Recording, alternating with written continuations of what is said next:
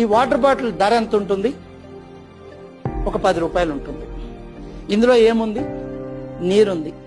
మరి ఈ బాటిల్లో ఈ నీరు బదులు నేను పాలు పోస్తే ఈ బాటిల్ ఖరీదెంత?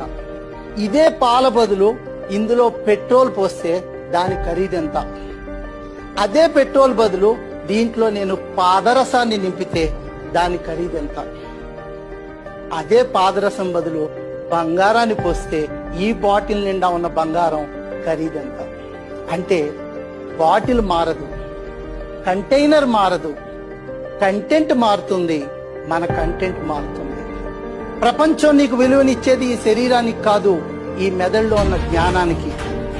నీలో ఏది ఉంచుకున్నావన్నది ప్రపంచం నిన్ను గౌరవించడానికి సాధనం అవుతుంది. నీ విలువ పెంచుకోవాలంటే నీ కంటైనర్లో ఏ కంటెంట్ ఉండాలో నువ్వే నిర్ణయించుకో.